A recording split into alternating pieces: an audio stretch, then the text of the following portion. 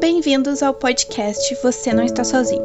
Aqui nós escutamos e discutimos relatos transformados em narrativas de pessoas que passaram por situação de luto, trauma ou agressão. Com isso, esperamos dar visibilidade a esses problemas e, além disso, estimular outras pessoas que estão passando pela mesma situação a buscar ajuda e a sentirem que não estão sozinhas. Essa é uma produção de alunos de psicologia da Faculdade de Ciências da Saúde de Porto Alegre. E no episódio de hoje falaremos sobre abuso sexual infantil. Vamos conhecer a história de Edgar Miller, um homem branco de 54 anos que compartilhou seu relato com a gente. Esse episódio contém descrição de bullying, violência sexual, violência psicológica e transtornos mentais. Além disso, o relato é baseado em uma história real, com nomes fictícios para preservar a identidade e o anonimato da pessoa que está compartilhando sua história. Eu não lembro muitas coisas da minha infância, mas se tivesse que a descrever em uma palavra, seria desastrosa. Fui criado em uma família de educação muito tradicional, muito preconceituosa. Eu morava com meu pai, que é da polícia, minha mãe, minha irmã e irmãos. A única memória boa que eu tenho foi a vez que meu irmão mais novo veio com um pinico cheio de fezes e ofereceu uma visita da minha mãe, como se fosse sorvete de chocolate. Lembro de rir muito na época, mas fora isso, só desastre, né? A primeira vez que aconteceu, eu tinha 8 anos, a primeira vez que me abusaram. Eu tava brincando na caixa de areia da escola e 2 meninos mais velhos vieram até mim. Um de 10 e outro de 15 ou 16. Não lembro. Não lembro o que eles disseram pra mim, mas me convenceram a ir pra um terreno baldio que tinha ali do lado. Eu lembro de pedir pra eles pararem, perguntando quando que ia acabar aquilo. Depois, um terceiro menino também começou a fazer isso comigo. Na época, ninguém notou e eu morria de medo de contar, né? Meu pai sempre contou histórias da delegacia, de torturar bandido, e ele era muito preconceituoso com homossexual. Achava que, se descobrisse, ele ia me matar a pau. Eu não tinha muitas memórias da época. Não lembro de ter muitos amigos. Minha professora notou que eu estava mais distraído e irritado, né? Mas ela só descobriu anos depois, quando me ajudou numa casa de umbanda em que ela trabalhava. Ela falou que percebeu esses sinais para minha mãe, até porque eu estava com dificuldade nas matérias, mas ninguém descobriu. Eu escondi tudo, por medo, né? Um ano depois, meu tio começou a me abusar também. Mesmo assim, ninguém suspeitou. Eu tinha medo que meu pai matasse meu tio e estragasse a vida dele. Ou até de me matar, né? Ele costumava me bulinar e também acho que fez isso com meus irmãos. Mas nunca fez sexo comigo como os meus outros abusadores. Eu consigo lembrar de quebrar algo do vizinho quando eu tinha 10, 11 anos. Meu pai vinha me bater com a cinta. Eu me escondi embaixo do beliche e era horrível. Sobre minha vida escolar, quando eu era criança e até depois, eu nunca incomodava os professores. Eu nunca quis incomodar eles com toda aquela história, toda aquela dor que eu sufocava em mim, né? Sempre fui amigo dos professores. Já colegas, eu tinha afeição por um ou outro, que me tratavam bem, sabe? Mas amigos, não tinha, né? Eu não desabafava com ninguém. Já a minha adolescência foi bem ruim. Por volta dos 15 anos, eu já estava na 8ª série e sofria muito bullying. Tinha outro colega que desde antes da 5ª série tinha sofrido abuso dos mesmos abusadores que eu, e os boatos foram se espalhando. Meu terceiro abusador, que quase sempre estudou comigo, ele começou a falar que tinha transado comigo, começaram a me chamar de bicha, essas coisas, né? Mas até então, eram só boatos. Eu não era afeminado nem nada. Até o dia em que, depois de ser perseguido por um colega que sempre ia até a escola comigo, e tentava me arrancar uma confissão, e eu disse tudo pra ele. Pra quê? Meu medo de se espalhar pelo colégio virou realidade. Começaram a debochar de mim e eu ouvi esse colega contando pras gurias e elas rindo de mim, sabe? Eu adoeci. Foi horrível. Eles cantavam musiquinhas, tirando sarro. E eu nunca vou esquecer. Eles cantavam e faziam bullying nos intervalos. Era péssimo. Lembro de que uma professora de religião descobriu o dia do meu aniversário e foi fazer a turma cantar parabéns. Ela era uma ótima professora, hiper-humana. Mas quando ela me chamou, eu desatei a chorar. Um choro muito forte mesmo. Ela ficou super preocupada. Queria saber o que estava acontecendo e eu não contei. Esse foi o maior arrependimento da minha vida. Na 8ª série, não ter me aberto para ela. Eu sufoquei. Tudo que vinha na minha mente é que meu pai ia me matar se soubesse. Sobre relações afetivas, eu não tive muitas. Só lembro de uma menina da 5ª série que ficou de recuperação em geografia comigo. Comecei a gostar dela. Até vinha na minha casa, brincava de desfile de moda com a minha irmã. Até que ela beijou um outro menino e começou a me questionar sobre os boatos. Eu neguei tudo, mas eu senti que ela queria se livrar de mim. Ela só me traumatizou. Eu vi ela anos depois, mas foi só pra me fazer mal. Me questionou se eu era bicha de novo e foi embora. Da 8ª série pro 1º ano, eu comecei a ouvir vozes pejorativas, me chamando de bicha, de louco. Eu escondi esses sintomas de todo mundo também. Eu penso que meu maior medo foi o medo de falar. Esse foi o meu maior mal. A coisa foi piorando, e de 84 a 87 eu fiquei sem sair de casa. Não conseguia sair nem um dia. Em 84, na verdade, terminei o 2º grau e comecei um cursinho, mas já era muito tarde. Eu estava muito doente. Ouvia vozes e morria de medo de ficar perto de qualquer pessoa do sexo masculino. Eu não conseguia confiar em ninguém. Chegou ao ponto de eu abandonar o cursinho. Meu pai ficou louco comigo. Disse que eu ia fazer faculdade sim. E eu disse que não. Meu sonho era fazer agronomia, né? Eu gostava da natureza. Queria me afastar das pessoas. Teve uma vez que eu decidi fugir.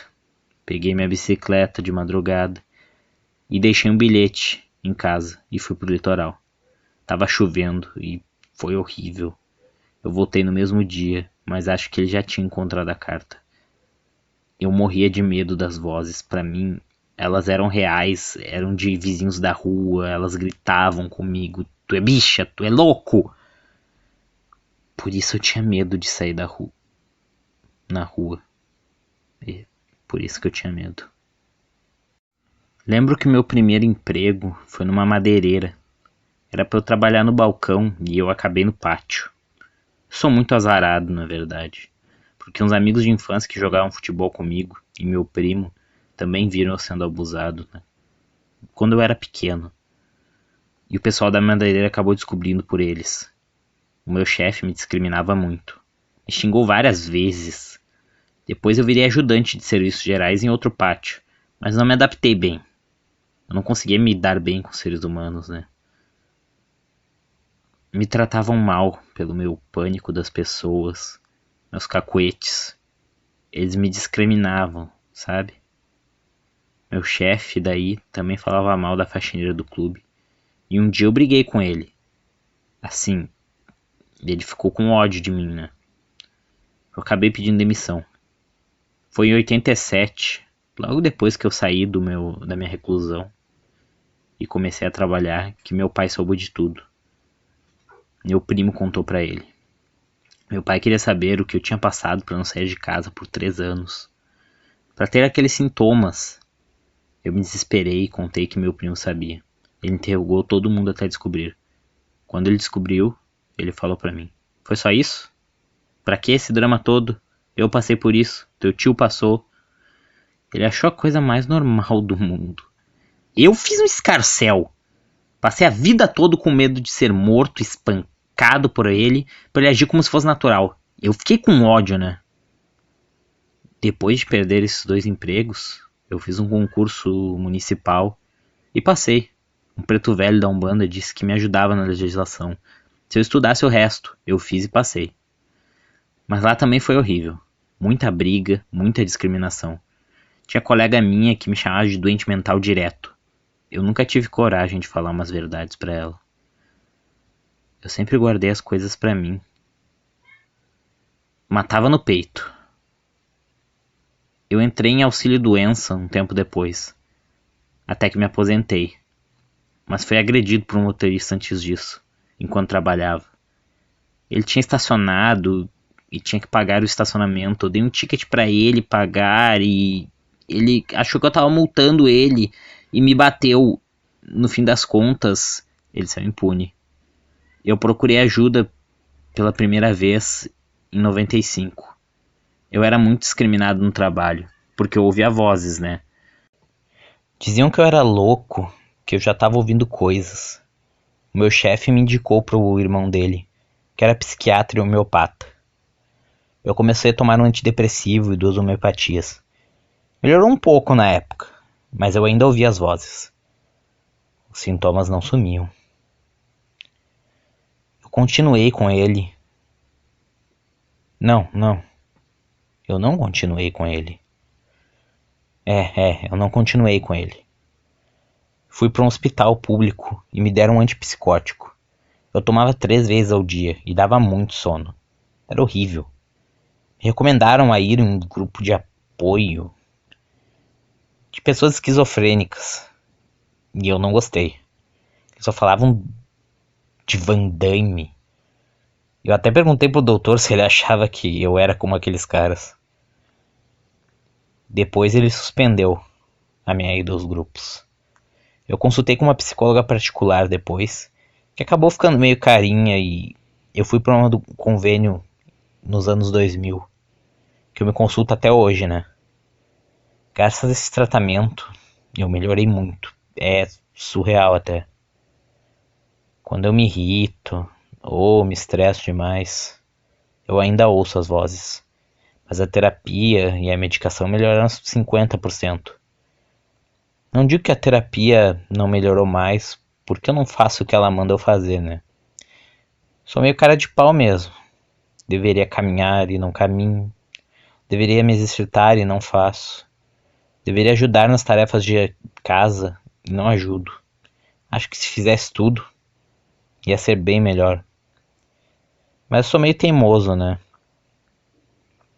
Hoje, percebo que tá tudo conectado. Tudo que aconteceu e que sofri com o que eu passo hoje. O remédio ajuda, mas não resolve tudo, né?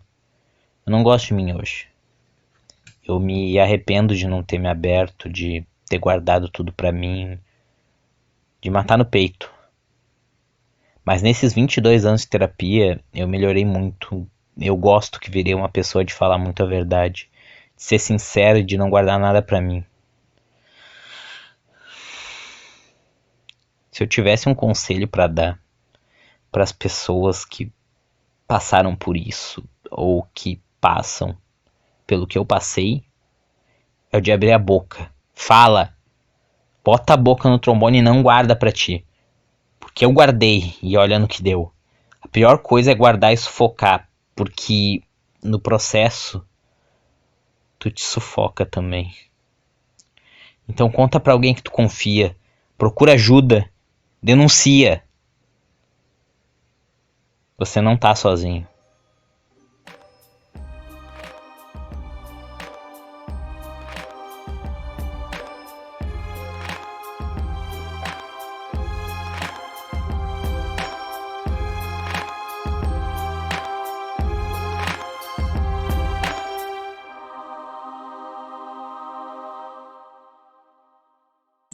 Olá, pessoal, como estão? Meu nome é Camila Soldi.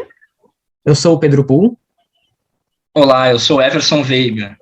E hoje nós é que vamos liderar a discussão sobre o relato.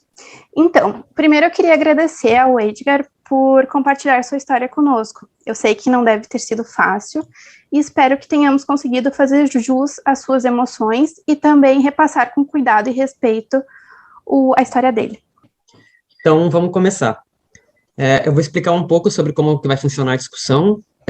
Nesse primeiro momento, né, a gente vai conversar um pouco sobre a definição de abuso sexual infantil, fazer uma introdução geral sobre o tema. A discussão ela vai seguir com um maior aprofundamento, né, sobre as consequências do abuso, sinais do abuso, tratamentos, possíveis razões que levam uma criança a não querer compartilhar o sofrimento dela ou os acontecimentos abusivos, né. Para algumas pessoas, escutar a definição de abuso sexual deve ser óbvia, né, mas é sempre bom respeitar o fato de que o óbvio para alguém nem sempre é óbvio para outra pessoa. Então, só para ter uma definição rápida e objetiva, o abuso sexual infantil são todas as formas de atividades sexuais em que a criança ou adolescente não tem condições psicológicas nem de maturação, né, o suficiente para entender o que está acontecendo, né, e isso, portanto, violando as normas sociais, morais e legais. Sim, e infelizmente o abuso sexual na infância e na adolescência é uma realidade comum em diversas sociedades, inclusive na nossa. Não apenas isso, mas ele é considerado um dos grandes problemas de saúde pública pela Organização Mundial da Saúde, a OMS. Isso evidencia a importância de se tratar desse assunto e não o menosprezar. Geralmente, esse abuso ocorre com pessoas da própria família, como aconteceu com o Edgar e seu tio. Mas também o abusador pode ser, por exemplo, seu próprio colega de classe, realidade também vivida por Edgar. O abuso acontece influenciado pelas relações de poder e confiança que são estabelecidas entre a vítima e o agressor, não precisando necessariamente estar ligado à força física, mas também pela indução da vontade da criança de qualquer maneira. E assim, gente, é extremamente importante que toda criança tenha uma rede de apoio, ou seja, pessoas da família, amigos, escolas, a comunidade no geral, em que ela se sinta segura, que passe confiança para compartilhar medos e sofrimentos, sem ameaça de linchamentos. Não só isso, como a rede de apoio tem que saber identificar alternativas do que fazer quando souber da situação abusiva, como contatar o conselho tutelar e as delegacias, entre outros meios que oferecem proteção à criança. Assim como oferecer apoio emocional e afastar a criança do abusador enquanto os órgãos públicos não fizerem uma investigação ativa. E assim, eu sei que muitas vezes essa não é a realidade da criança, e se você já passou por isso, eu quero que saiba que em nenhum momento o que fizeram com você foi culpa sua. Perfeito, né? E na nossa realidade, assim, a gente não, né? Existem muitas ideias e concepções, representações sociais, né, como a gente chama, sobre o ato de abuso sexual, que são ideias perigosas, que são muito difundidas e compartilhadas, e é por gerações, né, não é uma questão necessariamente de agora, e essas ideias, essas representações são enraizadas, digamos assim, na imaginação coletiva das pessoas, de todo mundo, tão incrustadas, assim, nas ideias de todo mundo, né, da sociedade, que são quase que, dá para chamar de regras informais, né, vou dar um exemplo, né, quando a gente considera que crianças têm uma mente muito fértil, são muito inventivas e não dá para acreditar no que elas compartilham, no que elas contam, ou principalmente com meninas, né, quando se fala que ela seduziu ele ou ela, né, lembrando que nem sempre o abusador é um homem, nunca que fulaninho faria isso ou aquilo, como se uma criança fosse capaz de seduzir uma pessoa mais velha ou alguma coisa desse tipo assim. Esse tipo de coisa é muito prejudicial, muito perigoso, né, para a segurança da criança. Isso pode causar medo, vergonha, culpa na criança de compartilhar o sofrimento dela, medo de ser punida, ou pior, né, sofrer violência por compartilhar algum sofrimento ou alguma violência que ela venha a passar. Né? Exatamente. E para trazer agora um pouquinho assim mais de uma concepção que é bem em voga, assim, tem bastante aceitação, a visão psicanalítica, é que a própria psicanálise fez alguns comentários sobre isso que é chamado hoje de abuso sexual infantil ou pedofilia, né? Freud, por exemplo, gente, vocês vão ouvir muito esse nome, mas a gente vai se esforçar aqui no podcast para citar outros autores e autoras psicanalistas mais atuais. O Freud, então, ele comenta com bastante aspereza, assim, sobre a pedofilia e a zoofilia.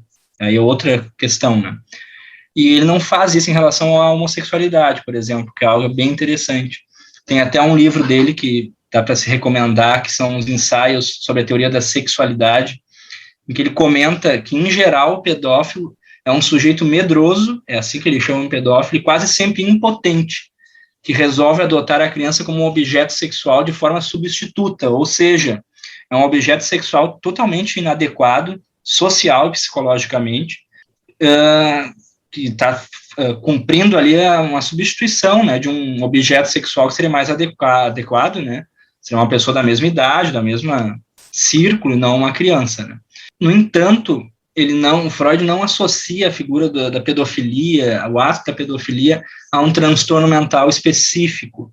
Ele vai dizer que o pedófilo pode perfeitamente ser uma pessoa normal em outros aspectos da sua vida. Isso ainda é uma polêmica hoje em dia, né, de se compreender a pedofilia, o abuso sexual infantil como um transtorno ou como um ato que estaria mais ligado a caráter, a uma questão assim pessoal, né, de formação. E isso é uma discussão que a gente não vai abrir aqui, mas é interessante, né, de se pensar que muitas vezes um diagnóstico pode acabar servindo para aliviar a pessoa de uma responsabilidade ou de uma culpa, né, pelo ato cometido. É um tema complicado que a gente não vai abrir aqui, né, mas pode ser discutido e vale a pena.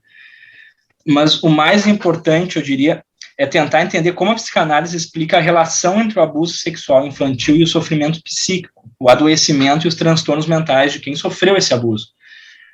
Pois bem, o Freud criou uma teoria, que depois ele veio a abandonar, que é chamada de teoria da sedução. Não é o que parece, né? Não é aquela ideia anterior que o Pedro comentou de se acreditar que as crianças podem estar seduzindo os adultos. Pelo contrário, é uma ideia que o Freud tinha de que na origem de todos os transtornos mentais, que na época não se chamavam assim, né, dos adoecimentos, das neuroses, mais especificamente, haveria um trauma sexual infantil.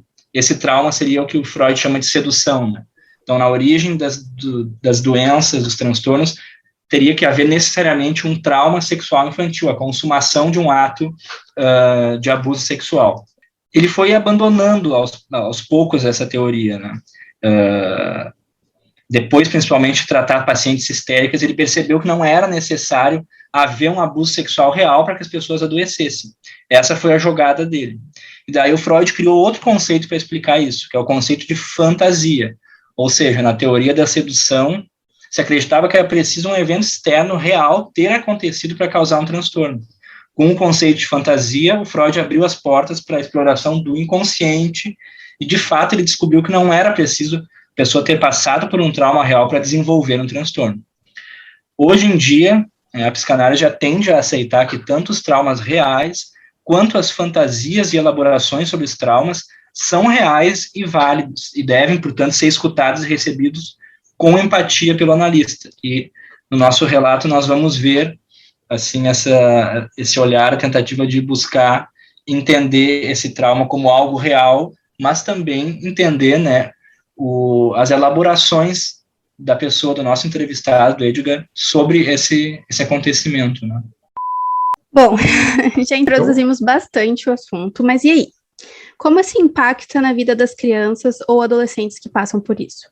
Já sabemos que existem várias consequências, principalmente de convivência social, assim como vimos no relato de Edgar, que se afastou da escola e do convívio com pessoas por 3 anos, e ainda tem medo da aproximação de outros homens. O abuso é uma violação humana muito grande, que já é difícil para uma pessoa adulta lidar. Imagina uma criança ou adolescente que nem consegue compreender fisicamente, psicologicamente, o que está lidando.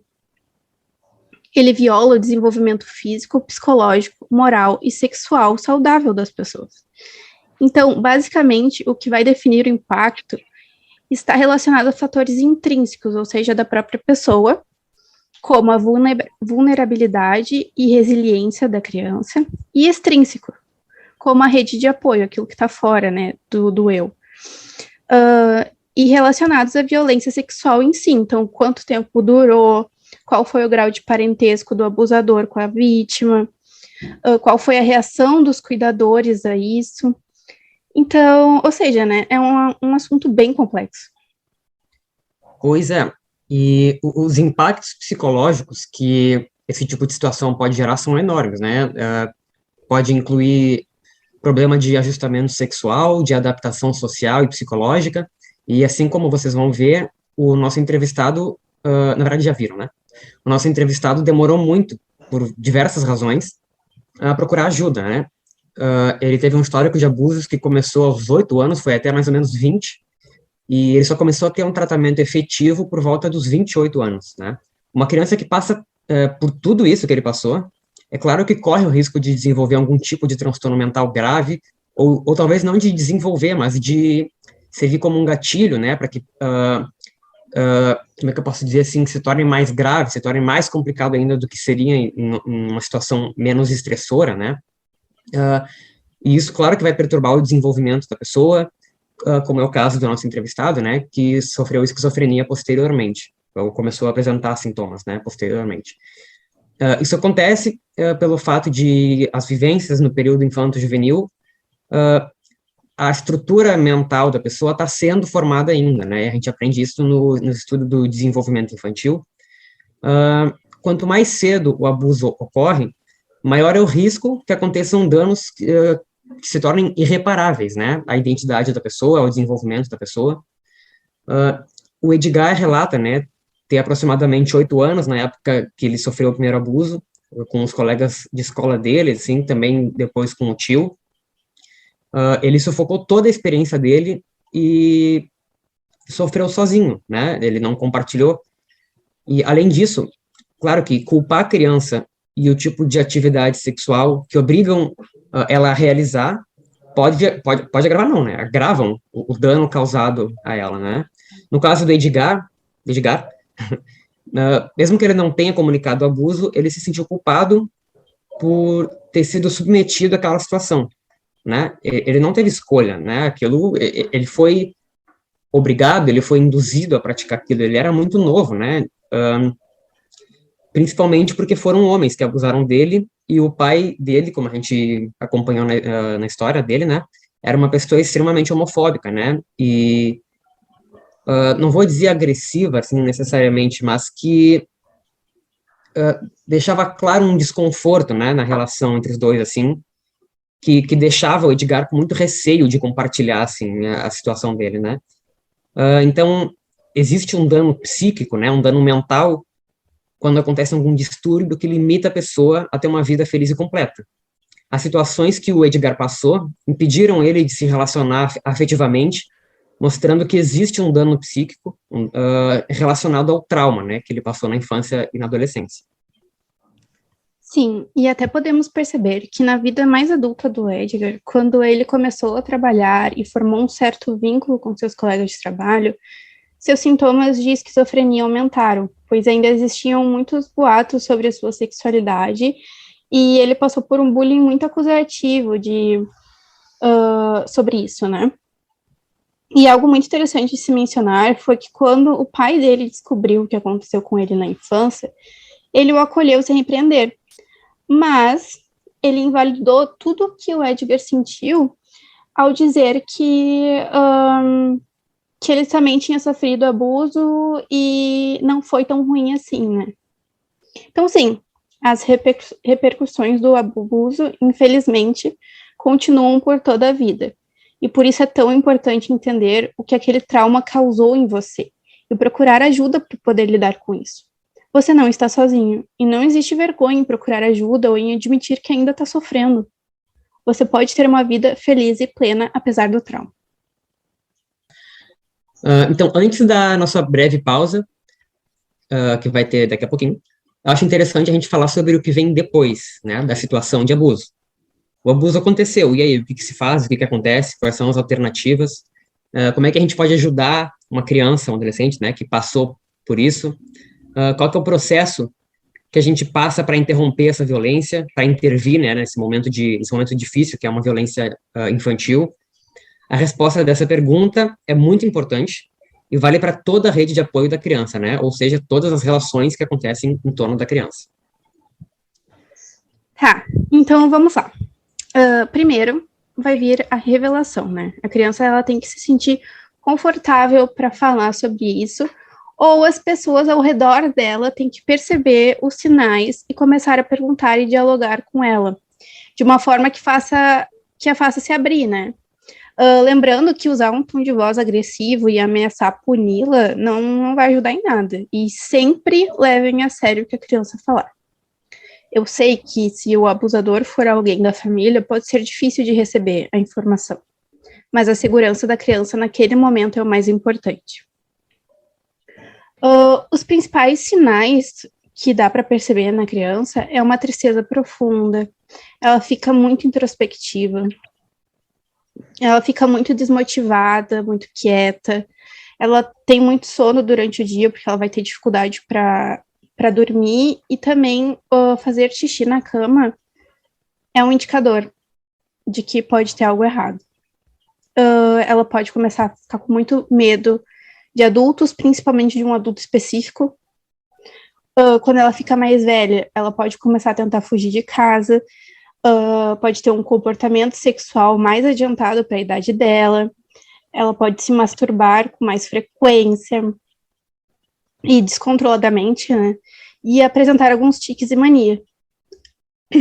E também baixo amor próprio. Aí podemos pincelar sobre os sinais físicos, assim, não é muito a nossa área. Então a gente super recomenda, assim que perceber alguma coisa, buscar um pediatra, caso tenha alguma dúvida, mas a criança pode apresentar algumas lesões na região da vagina e do ânus, lembrando que nem sempre existe a penetração no abuso. Então, uma dica é observar como a criança brinca com suas bonecas, os desenhos que ela faz, que muitas vezes revelam muita coisa, sabe? Um exemplo disso, e que eu vi, assim, num seriado chamado CSI Las Vegas, eu acho importante mencionar, só para ilustrar, né, é que uma menina, ela sofreu o abuso e na boneca dela, ela colocou uma fita adesiva na região vaginal para proteger a boneca, para não acontecer o mesmo que aconteceu com ela. Então, é sempre bom ficar de olho nisso. Tá, mas e depois disso? O que a gente faz? Né? Agora é o momento da notificação. Chamar o conselho tutelar e fazer uma denúncia ou um boletim de ocorrência, dependendo da sua visão do ocorrido. Então, tipo, se tu é a mãe da criança, tu pode já fazer um boletim de ocorrência. Se tu é um professor, tu pode já chamar o conselho tutelar. Então, essa notificação é extremamente importante para poder mobilizar a rede de apoio da criança e também para fazermos políticas públicas mais voltadas para esse assunto. Quanto mais a gente souber quanto mais a gente souber que está acontecendo, melhor a gente pode lidar com a situação como um todo. Por fim, ocorre a denúncia propriamente dita, que é quando as evidências do abuso elas são coletadas para poder responsabilizar o agressor de seus atos e assim começar um processo criminal. Pois é um assunto realmente muito, muito complicado, muito pesado, né?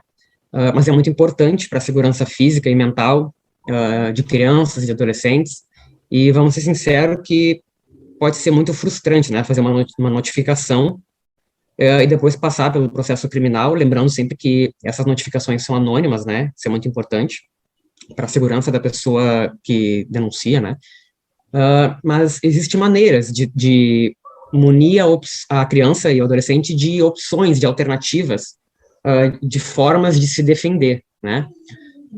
E agora a gente vai entrar num assunto meio polêmico para algumas pessoas, que é sobre a questão da educação sexual, que não deveria ser tão polêmico assim, porque envolve a questão de segurança pública da criança, dos adolescentes, que ao contrário do que se propaga principalmente a nível federal atualmente, né? Não é sobre ensinar crianças a fazer sexo, né? Não existe essa questão. As escolas brasileiras, em geral, não possuem uma educação sexual no currículo delas. Então, é importante pensar que a família é um lugar importante de diálogo com relação a esse assunto, né, da educação sexual. Quando as escolas abordam esse tipo de tema, geralmente é uma questão mais biológica, né, de uma perspectiva mais biológica e mecânica, assim, ensinando a questão de órgãos sexuais, de processos de concepção, e muitas vezes, na verdade, citando a questão das ISTs, né, as infecções sexualmente transmissíveis. Porém, além disso, né, a dimensão da sexualidade, ela está presente também nas relações de afeto, nas vivências sexuais, nos sentimentos, nas emoções das pessoas. Então, a questão é mais de ensinar a criança que ela tem propriedade sobre o corpo dela, que é errado pessoas alheias à vida dela, como é que eu posso dizer assim, a confiança dela, né, mexer no corpo dela sem a permissão dela,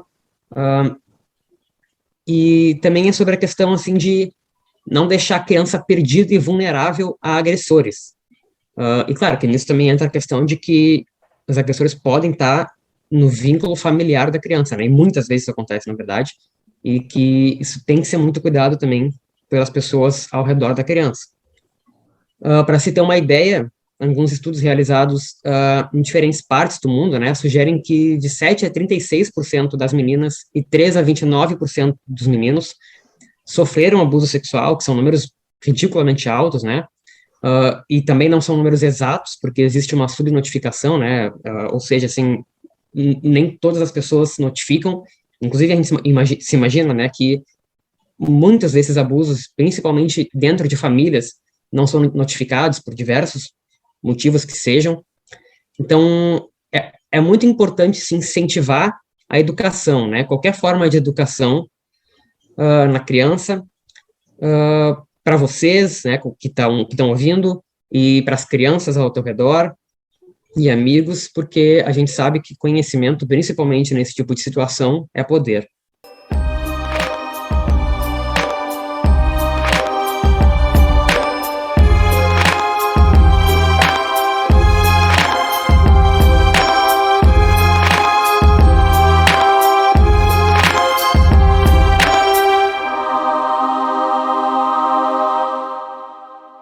Olá, gente, sejam bem-vindos novamente. Eu sou o Everson Veiga, estávamos numa conversa com os colegas da psicologia, Pedro Pull e Camila Soldi. Nós vamos continuar agora com a análise do caso do Edgar, ou do Edgar, como se trata de um pseudônimo, cada um vai pronunciar como quiser. Como a gente está entre estudantes de psicologia, que a gente está acostumado a aceitar as diferenças. E, bom, nesse segmento a gente só tem uma coisa para falar, né? Terapia. Gente, não é porque a gente é estudante de psicologia, não, mas a terapia é fundamental no tratamento de vítimas de abuso sexual infantil. Perfeito, nós vamos falar de algumas vantagens de que a terapia muitas vezes encoraja, né, pode ajudar a encorajar a expressão de sentimentos relacionados ao abuso. Ela pode ajudar também a desfazer crenças errôneas que levam a atribuições negativas sobre si mesmo e sobre os outros. Isso aparece no relato do Edgar, dessa maneira como ele se enxerga, né, e como a experiência toda dele impactou na noção que ele tem de si.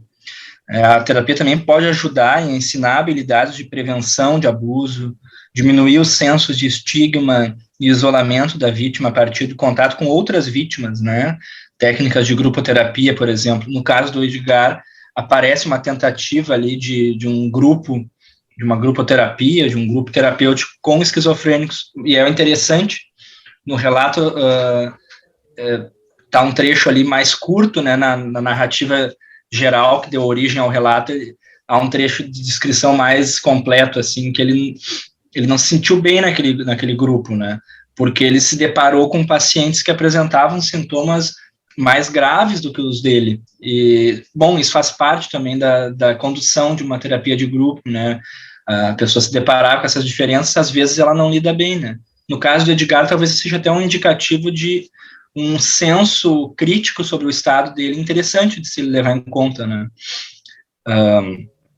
Além disso tudo, dessas técnicas e possibilidades, algumas crenças que nós formamos sobre nós mesmos podem ser trabalhadas nas terapias, e no final a qualidade de vida acaba por aumentar exponencialmente, digamos assim. E esse processo é contínuo, e a avaliação psicológica, especificamente, através de alguns testes de personalidade, de afeto, emoção, podem dar alguns indicativos de um funcionamento psicológico que pode alertar sobre a saúde mental e o desenvolvimento dessa criança, né? É bem possível, e o caso do Edgar e a bibliografia sobre o assunto mostram isso, que haja modificações e queda de rendimento escolar. Então, a avaliação psicológica nesse ambiente da escola pode ser uma ferramenta crucial para identificar casos como esses. Atualmente, felizmente, há cada vez mais demanda por profissionais da saúde no ambiente escolar, que enriquece o olhar da própria instituição sobre a saúde global dos estudantes, não só, né, sobre as tarefas escolares e os conflitos mais corriqueiros que surgem ali, mas esse olhar realmente mais profundo sobre o desenvolvimento como um todo desse indivíduo que está na escola, né? Então, eu diria que, para vocês que estão ouvindo, não esquecerem que vocês têm voz e que não há vergonha alguma em pedir ajuda, né, e buscar essas ferramentas. Então, trazendo a discussão mais para o lado da questão do abuso sexual infantil masculino, né? É um fato, né, comprovado, de que o abuso sexual masculino é bem menos notificado, né? Ou seja, ele se divulga muito menos, né, casos de abuso sexual masculino, e muito menos observado também. Um estudo de 2007 mostrou que de 47 denúncias de abuso sexual na Vara da Infância e Juventude do Distrito Federal, 41 se referiam a meninas, e somente 6 das 47 denúncias se referiam a meninos, né?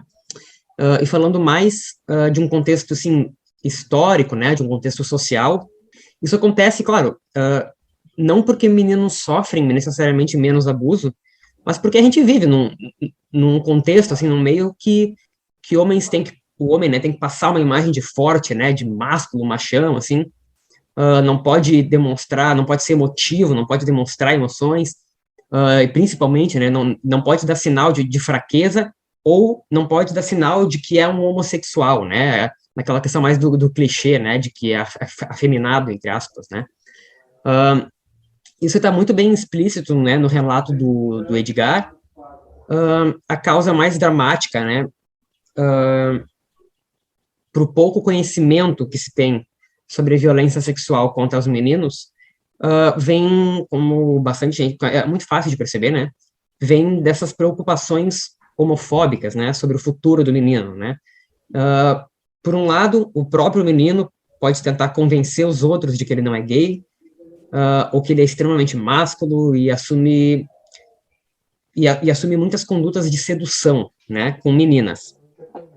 Até mães e pais também tentam esconder da família, da vizinhança, por medo de discriminação, da discriminação, né, que o menino pode sofrer eventualmente. E em se tratando dos pais, a gente sabe que existe uma tentativa de negar o evento, né, por uma questão, assim, por meio da instalação de uma regra de não se falar sobre o assunto, de não adentrar nessas questões por receio cultural, né, nosso, e nem mesmo conversar com profissionais sobre isso, né. E isso, claro, impacta diretamente na aceitação da sexualidade ao longo da vida da pessoa, impacta na maneira dela lidar com um assunto traumático para ela, isso influencia em um sentimento de vergonha, e a culpa pode vir a se tornar muito grande, né, posteriormente no decorrer da vida da pessoa. Sim, e sinceramente isso é muito revoltante de se ver. Muitas vezes os meninos suportam o abuso por mais tempo, por acharem que tem que ser durões, e a situação vai se agravando, e muitas vezes passa despercebida por todos ao redor dele. Sua masculinidade não é definida pelo seu sofrimento, não tem que sofrer para ser másculo, né? O fato de outro homem te obrigar a fazer coisas sexuais não tem nenhuma relação com a sexualidade, com a sua sexualidade. Na fala do Edgar, podemos perceber que o pai dele, até por ser um policial mais agressivo, exige muito dele essa postura de machão, podendo ter uma reação muito violenta ao que aconteceu com ele. E acho que, para terminar a nossa discussão, podemos falar um pouco dos agressores que passaram pela vida de Edgar. Tudo bem? Sim, tudo bem.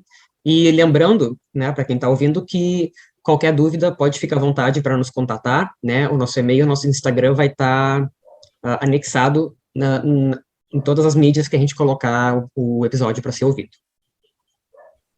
Então, Edgar passou por 2 violências principais, né? Uma pelos seus colegas de classe mais velhos e outra pelo seu tio. Já conversamos um pouco antes sobre relações de poder, ou seja, o maior ou com mais influência usa da força e poder que detém para cometer o abuso sexual. E o outro, sem forças e condições para se defender, se submete ao abuso. É isso que vemos na dinâmica entre Edgar e seus colegas de classe. É importante entender que na nossa história como sociedade, muito tempo atrás, lá na Idade Média, a criança era vista como um mini adulto. Ela não tinha direitos, ela não tinha personalidade. Então, atos sexuais envolvendo crianças eram muito comuns. Ao longo do tempo, isso foi se modificando. E graças aos deuses, hoje a criança tem direitos e são protegidas. Então, essa violência está muito intrínseca na nossa sociedade. Verdade, né? E, retomando, né? O tio dele, do Edgar, perpetuou um abuso, perdão, que se chama de intrafamiliar, né? Ou seja, que a relação abusiva se encontra entre parentes familiares, e esse abuso é mantido por 2 aspectos, né? Uma chamada síndrome de segredo, que está diretamente relacionado com a psicopatologia do agressor, né? Que é a pedofilia, que por gerar intenso repúdio social, tende a se proteger numa teia de segredo, e mantido às custas de ameaças e barganhas, né? A criança abusada. E a síndrome de adição, né, onde o abusador, por não se controlar, usa a criança para obter excitação sexual, alívio de tensão, e nessa situação, gerando uma dependência psicológica e negação, né. Vale ressaltar também que existem alguns fatores de risco, né, que a gente pode observar em uma família incestuosa, como é chamado, né. Esses fatores são, ou podem ser, pai e mãe abusados ou negligenciados nas famílias de origem deles,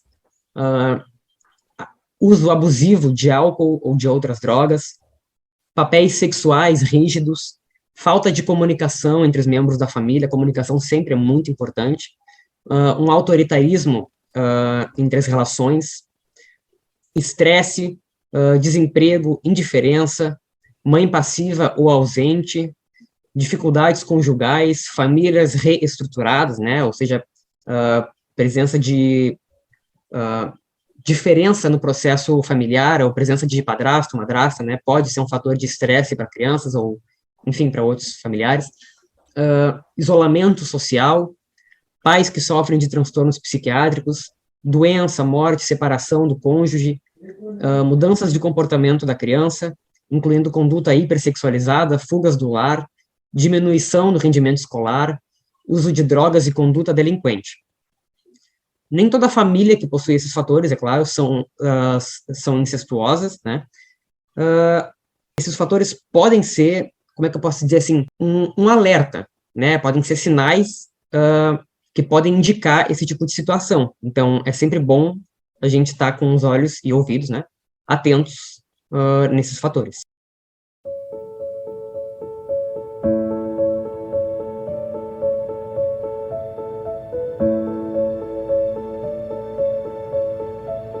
Então, chegamos ao final. Essa discussão foi bem longa, mas bem importante, né? Nem me fala. Mas, gente, esperamos realmente que tenha sido muito proveitoso. Mas antes de terminar, a gente tem algumas considerações rápidas que gostaríamos de abordar, que é sobre esse sentimento de identificação coletiva que nós queremos promover com essa narrativa. Nosso objetivo é que as pessoas que passaram ou passam situações parecidas com essa que nós relatamos se sintam acolhidas no momento em que escutarem o relato, seja por iniciativa própria, seja por iniciativa de algum familiar. E com essa identificação, a gente quer proporcionar uma validação ao sentimento, à vivência e à experiência própria de quem quer que seja que esteja passando por isso ou tenha passado. Então, desse modo, A gente quer gerar uma motivação para que a vítima saia de um estado de retraimento e de solidão e se sinta mobilizada a procurar ajuda segura com órgãos, como os órgãos responsáveis, né, ou familiares. Então, gente, fazendo uma recapitulação, nós tentamos trazer algumas informações sobre alguns sinais e sintomas relacionados ao abuso infantil, né? E o caso do Edgar trouxe muita referência sobre a importância do diagnóstico, da medicação e da psicoterapia. Mas mais do que isso, o que ficou muito marcado para nós foi essa sensação de que a experiência dele o marcou profundamente. E, em última análise, não foi extirpada, curada ou removida com esses procedimentos todos, né? Diagnóstico, medicação e psicoterapia. Ou seja, a gente quer frisar que nós acreditamos em um olhar global sobre a saúde das pessoas. Um olhar que abarque as suas supostas limitações, mas a sua ânsia de sentido também. A ânsia de encontrar sentido em meio a vivências que podem ser quase insuportáveis às vezes. Mas nós afirmamos, nada será insuportável se houver possibilidades de ajuda e a crença firme de que a humanidade da pessoa não será anulada com experiências duras como essa. Esperamos ter conseguido ajudar e que esse nosso relato possa mobilizar você a procurar ajuda e a obter informações seguras, confiáveis e úteis para lidar com os seus problemas. Muito obrigado. A discussão desse episódio foi baseada em evidências. As referências que utilizamos estarão na descrição do episódio e qualquer dúvida ou comentário podemos ser encontrados no e-mail você não está sozinho podcast@gmail.com ou no Instagram @você não está sozinho podcast. Compartilhe sua história e ajude a criar uma rede de acolhimento e apoio maravilhosa. Muito obrigada por estarem aqui e até a próxima. Escutar esse podcast não substitui a terapia. Procure.